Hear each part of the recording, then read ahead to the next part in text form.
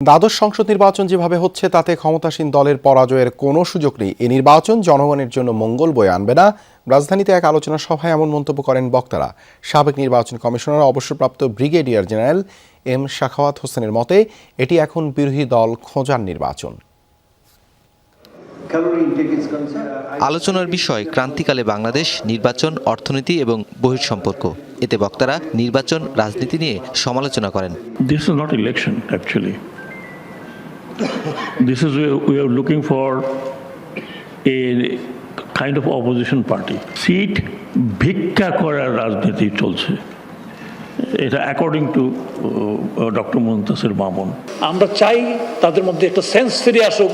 এই জাতীয় একটা নির্বাচনের মাধ্যমে আমরা কোনো সুফল লাভ করব, এটা এখানে যতজন আলোচনা করেছেন কেউ মনে করেননি। জনগণের 1/3 সম্পূর্ণভাবে রাষ্ট্রীয় নির্বাচনী ব্যবস্থা থেকে বিচ্ছিন্ন রাখেন, তাহলে সেই নির্বাচনী ব্যবস্থার রাজনৈতিক বৈধতা আসে না। আলোচকরা বলেন, এবারের সংসদ নির্বাচনে সরকারি দলের হারার সুযোগ নেই। বাংলাদেশের মানুষের আকাঙ্ক্ষার বিরুদ্ধে যে নির্বাচন হচ্ছে, একদলীয় নির্বাচন, সেইখানে সমর্থন যোগাচ্ছে রাশিয়া, চায়না এবং ভারত। এক জায়গায় আমরা খরচ করি এক অঞ্চলে, আরেক অঞ্চল থেকে আমরা আয় করি। তা আমার স্বার্থ কোন দিকে বেশি?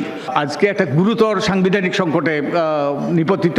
তো এই সাংবিধানিক সংকট থেকে উত্তরণ করতে হলে আমাদের নির্বাচনটা স্থগিত করা দরকার। ধরা যাক যে নির্বাচন হয়ে যাবে, এ নিয়ে অনেকে সন্দেহ প্রকাশ করছে, সেই প্রসঙ্গে আমি যাচ্ছি না। এ নিয়ে অনেকে সন্দেহ প্রকাশ করছে, সেই প্রসঙ্গে আমি যাচ্ছি না।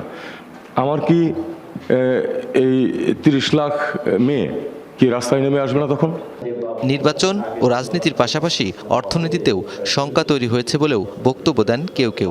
গণতন্ত্র আগে না উন্নয়ন পরে, you can't separate economy from politics. ব্যাংকগুলোকে লুটতরাজ ইত্যাদির মাধ্যমে এমন একটা পর্যায়ে নিয়ে এসেছে আমাদের দেশের ফাইন্যান্সিয়াল সেক্টরের এখন সক্ষমতাই নেই ব্যক্তি খাতকে সাপোর্ট দেওয়া এবং সরকারকে সাপোর্ট দেওয়া। প্রথম আমি ডিফার করি এই ইলেকশনের সাথে। এটা কোনো ডেমোক্রেসি না, এটা ডেমোক্রেসি হলো ফর দ্য করাপ্ট পিপল। আলোচকরা বলেন, সব দল ও জনগণের অংশগ্রহণেই পরিপূর্ণতা পায় ভোট।